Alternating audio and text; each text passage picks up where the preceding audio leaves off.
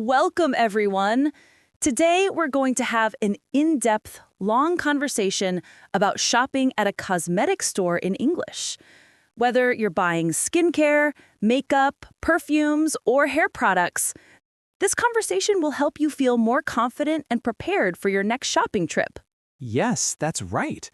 We'll walk through a typical shopping experience step by step, starting from entering the store to checking out and even dealing with returns or questions. So let's get started. Imagine you're walking into a beauty store now. What would you do or say? Well, when you first walk in, it's polite to greet the staff. You might say, "Hello, good morning," or "Hi, I'm looking for some new skincare products today." It's a friendly way to start the conversation. Exactly. And if you're in a busy store and a staff member approaches you first, they might say, "Hi there, can I help you find anything?" Then you could respond with, "Yes, I'm looking for a moisturizer suitable for dry skin," or "I'd like to see some foundations for oily skin." Right. Now, once you've explained what you're looking for, the staff might ask questions. For example, are you interested in a particular brand or type? Or do you have a specific ingredient you prefer or want to avoid? Here's a good example. Could you recommend a serum that brightens the skin? Or what's the most popular blush shade right now? Those kinds of questions help you get personalized advice. If you're unsure about a product, you can ask, what does this do? Or how do I apply this? Sometimes products have instructions, but asking about usage is very common.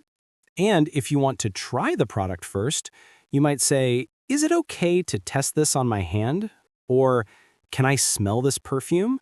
Remember, being polite helps. Say please and thank you as well. Now, imagine you found a foundation you like. You might ask, can you help me pick the right shade for my skin tone? Or, do you have testers I can try? The staff might respond, yes, here are some shades that match your skin. Or, you can try this one on your jawline to see if it blends well.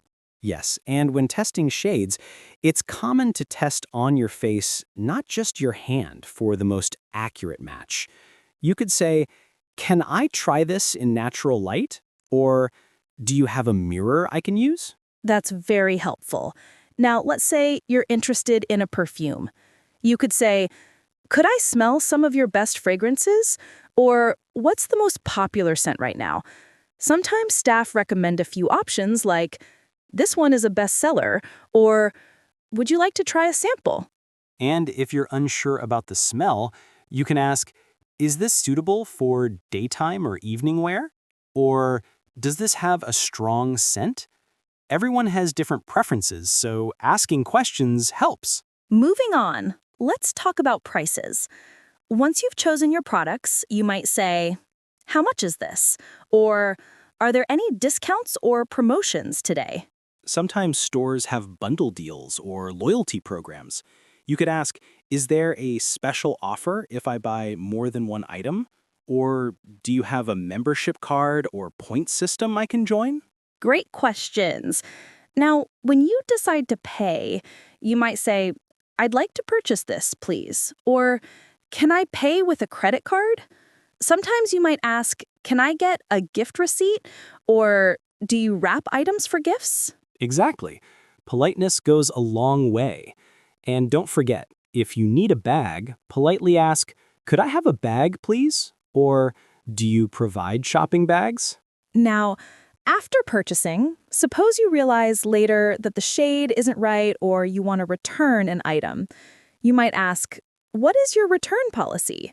Or, can I exchange this for a different color or product? Yes, it's always helpful to ask about the return or exchange policy before making a purchase, just in case.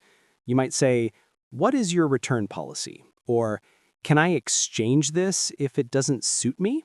Many stores allow returns within a certain period if the product is unused and has the receipt.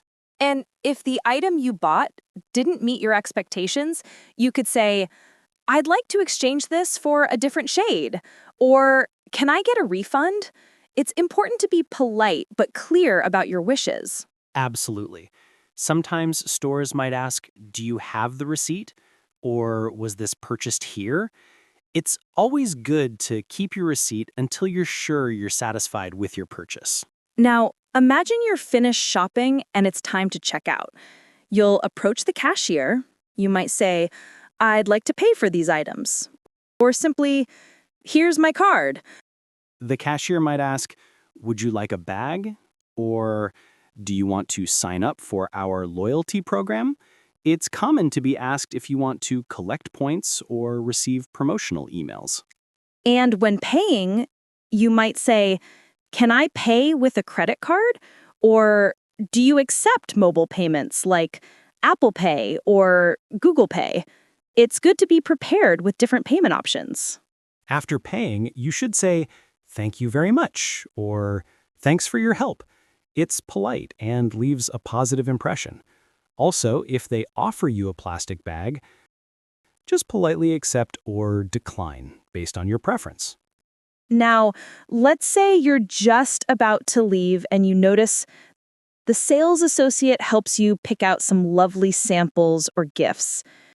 You could say, thanks for your help today. Or, I appreciate your assistance. Yes, and if you want to be extra polite, you might say, thanks for guiding me through the products, or I really appreciate your recommendations. Small phrases like these make interactions much more positive. A quick tip.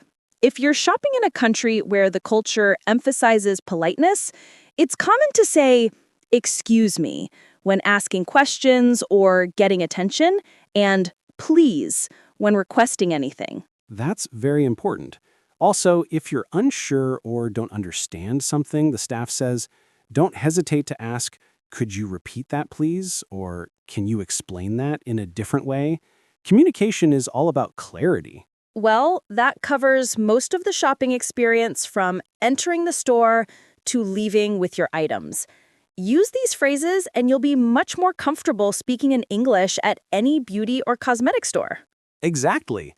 Practice these interactions so they sound natural. And remember, most staff are happy to help. They're used to assisting customers in many languages. The key is to be friendly, polite, and confident. That's right. And don't forget, even if you make a mistake or get a little confused, it's okay. The most important thing is to keep trying and stay positive. Absolutely. Well, that's all for today's extended conversation. Thanks for listening, everyone. We hope you found this helpful and that it prepares you for your next shopping trip at a cosmetic store in English. Don't forget to practice and keep improving your English speaking skills. Thanks for tuning in and see you next time. Goodbye and happy shopping.